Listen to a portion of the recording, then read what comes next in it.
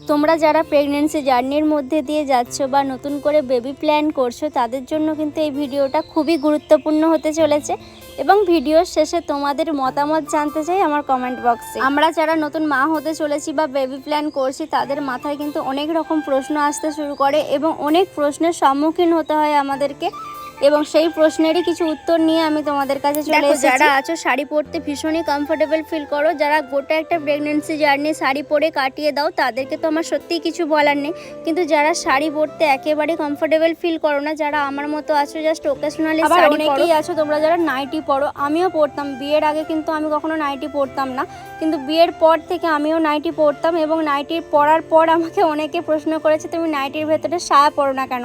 না, সায়াতে আমি একেবারেই কমফোর্টেবল ফিল করতাম না। আমি হয় লেগিংস পরতাম, নয়তো 3/4 প্যান্ট পরতাম, নয়তো প্লাজো টাইপের পরতাম। এবার আসি মেন কথায়, প্রেগনেন্সি জার্নিতে কি সায়া পরা মাস্ট? অনেকেই বলে থাকে পেটের ওপরে টাইট করে সায়া পরতে, না হলে বাচ্চা ওপর দিকে উঠে যাবে। এটা কিন্তু একেবারে ফালতু কথা। এটা কিন্তু আমাদের থেকে যারা সিনিয়র আছে অনেকেই আমাদেরকে বলে থাকে। আর সেই মতো হয়তো অনেকে যারা শাড়ি পরো তারা এই প্রেগনেন্সি জার্নিতে অনেক উঁচুতে সায়া পরো টাইট করে বেঁধে, বা যারা নাইটি ক্যারি করো তারা নাইটির ভেতরে সায়া পরো একদম পেটের ওপরে। কিন্তু এটা করা একেবারেই উচিত না। আমার এটা নিয়ে একটা প্রশ্ন ছিল বা ভয়ও ছিল মনে। আমি তাই একদম ডাইরেক্ট ডক্টরের সাথে কনসাল্ট করি। আমাকে যিনি দেখছেন গাইনোকোলজিস্ট, ওনাকে আমি এই কথাটা জিজ্ঞাসা করি যে এই সময় কি সায়া পরা মাস্ট, ওই ওপরের দিকে টাইট করে বেঁধে পড়তে হবে? উনি কিন্তু হেসেছিলেন, বলেছে তুমি এসব কথা কোথায় শুনেছো, তুমি কি গুগলে সার্চ করে দেখেছো বা নেট থেকে পেয়েছো? আমি বললাম না, এরকম তো অনেকে বলেছে। বললো একদম ফালতু কথা, তোমার যেটাতে কষ্ট হবে, জানবে যে তোমার বেবিরও সেটাই কষ্ট হবে। একেবারেই না, ওই রকম করে একদমই পড়বে না। বাচ্চা কোথায় থাকে? বাচ্চা কি করে ওপর দিকে উঠে যাবে? বাচ্চা কোথায় থাকে?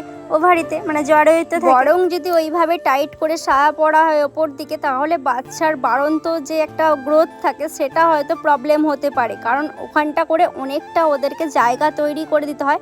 ওদের কিন্তু সেই গ্রোথে কিন্তু বাধা আসতে পারে। তো তোমরা যারা এই ব্যাপারটা নিয়ে কনফিউশনে আছো তারা কিন্তু একেবারে রিল্যাক্স থাকো। ডাক্তার কিন্তু সব সময় এই সময় ঢিলে ঢালা পোশাক পরার কথাই বলে থাকে। এমনকি যারা আশা দিদিরা রয়েছেন ওনারাও কিন্তু সেম কথাই বলে, একদম এই সময় সুতির ঢিলে ঢালা কমফোর্টেবল পোশাক পরতে, এমন কিছু না পরতে যেটা পেটের মধ্যে চাপ সৃষ্টি করে।